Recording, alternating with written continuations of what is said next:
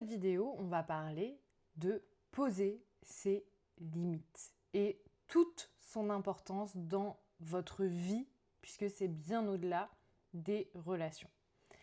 Si poser une limite vous stresse, ce n'est pas parce que vous ne savez pas dire non. C'est parce que quelque part en vous, vous croyez encore que poser une limite va vous faire perdre quelque chose, en l'occurrence un lien, une personne, etc. Aujourd'hui, on va remettre les limites à leur vraie place et pourquoi je les aime autant et pourquoi elles sont essentielles. Déjà, il faut comprendre pourquoi on ne pose pas de limites. On ne manque pas de limites, on manque de sécurité intérieure pour les poser, on y revient toujours. La peur de décevoir, peur d'être perçu comme quelqu'un de dur, d'exigeant, la peur du conflit, la peur des conséquences d'avoir posé cette limite-là et surtout la peur d'être abandonné. Tant que l'amour est associé à la peur de perdre, la limite va ressembler à un danger. Je répète, tant que l'amour est associé à la peur de perdre, la limite va ressembler à un danger. C'est pour cette raison, quasi exclusivement, qu'aujourd'hui, poser des limites est difficile pour vous. Quand vous expliquez trop, quand vous vous justifiez, quand vous argumentez pendant 10 minutes, vous ne posez pas une limite. Vous demandez l'autorisation d'en avoir une. Je veux vraiment que vous saisissiez l'importance de la différence entre le fait de poser une limite et d'expliquer et de justifier pourquoi vous avez besoin de poser cette limite. L'amour, les relations, qu'elles soient amoureuses, amicales, professionnelles et même cordiales entre deux inconnus, ne sont pas censées être une négociation permanente.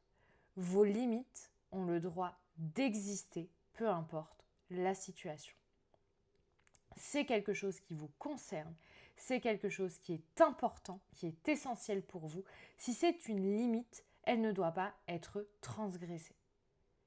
Donc peu importe les relations, vous devez poser vos limites.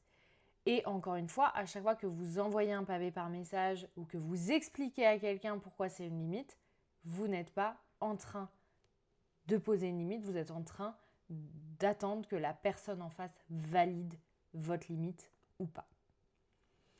C'est pour ça que je considère qu'il y a des fausses limites. C'est très très important de bien entendre ce que je vais dire. Beaucoup de personnes pensent poser des limites alors qu'en réalité, elles se taisent, elles s'éloignent, elles accumulent et elles explosent. Une limite qui n'est pas dite devient un ressentiment. À chaque fois que vous vous sentez pas bien, que vous vous sentez qu'il y a un truc à l'intérieur de vous qui bout, que vous repassez une discussion en tête, que vous vous dites ce comportement-là, il m'a pas plu, oh là là, qu'est-ce que ça m'a énervé, c'est que vous n'avez pas posé de limites. Vous n'avez pas exprimé vos limites. C'est donc des fausses limites qui sont posées. À chaque fois que vous essayez de faire réagir l'autre à ce qui s'est passé, c'est une fausse limite. À chaque fois que vous vous taisez, que vous essayez de mettre de la distance, que vous essayez d'être froid, vous n'êtes pas en train de poser une limite, vous attendez la réaction de l'autre à son comportement. Une vraie limite, c'est quoi? Une limite, c'est pas un mur. C'est une ligne claire qui dit voilà ce qui est OK pour moi, voilà ce qui ne l'est pas. Une limite n'a pas besoin d'être comprise pour être respectée. Ce que je veux dire par là, c'est que c'est pour ça qu'on se justifie. C'est pour ça qu'on explique aussi. Parce que l'autre ne comprend pas. Sauf que quand c'est une limite qui vous appartient, elle n'a pas besoin d'être comprise. Ça peut être un non-sens pour l'autre. Ça m'arrive dans mes relations que les autres exposent une limite. C'est un non-sens pour moi. Mais si c'est une limite pour eux, je n'ai pas besoin de la comprendre pour agir. C'est leur limite. Si quelqu'un a besoin que vous vous justifiez pour respecter votre limite, ce n'est pas un problème de communication. C'est un problème de respect de cette limite. C'est là encore une fois que ça va se faire tout le shift. Poser une limite, ce n'est pas contrôler l'autre. C'est vous choisir même si l'autre n'est pas d'accord, même si l'autre n'aime pas. La maturité émotionnelle, c'est vraiment rester fidèle à soi, même quand ça crée de l'inconfort. Et poser des limites, plein de fois, ça va poser de l'inconfort. Parce que vous savez que l'autre ne va pas être d'accord. Mais c'est une forme d'amour de soi qui est absolument essentielle pour vous faire grandir. Il n'y a, encore une fois, aucun monde où vous devez expliquer pourquoi cette chose-là est importante pour vous. Je vous donne un exemple que je donne souvent. Quand vous êtes dans une relation amoureuse, il y a des personnes qui vont accepter ou ne pas accepter que vous alliez au restaurant avec une autre personne, en date. Il y a des personnes qui vont accepter ou ne pas accepter que vous puissiez danser avec quelqu'un d'autre. Il y a des personnes qui vont accepter ou ne pas accepter que vous soyez en contact avec votre ex. Tout ça, ce sont des limites qui appartiennent aux personnes qui les posent. Maintenant, c'est important que vous, quand vous posez une limite, que vous sachiez pourquoi. Est-ce que c'est une limite dans la peur? Est-ce que c'est une limite dans l'amour de soi? Ça aussi, c'est très important de comprendre l'intention de sa propre limite.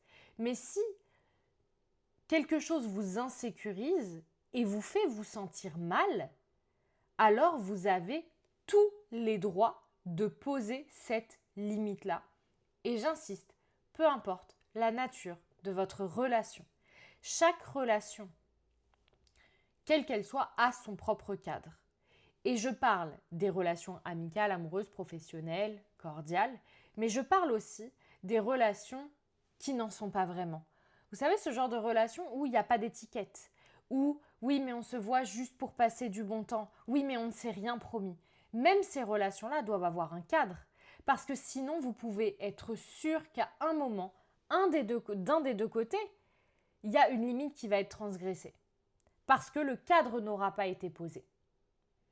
Oui, vous êtes légitime de poser toutes les limites dont vous avez besoin, tant que ce sont des limites qui vous permettent de vous choisir. Et j'insiste, vous n'avez pas besoin d'être agressive et agressif pour être clair. Vous n'avez pas besoin de vous justifier pour vous respecter et vous n'avez certainement pas besoin de crier quand vous savez ce que vous avez à dire et pourquoi. Une limite claire va protéger la relation et vous protéger vous-même.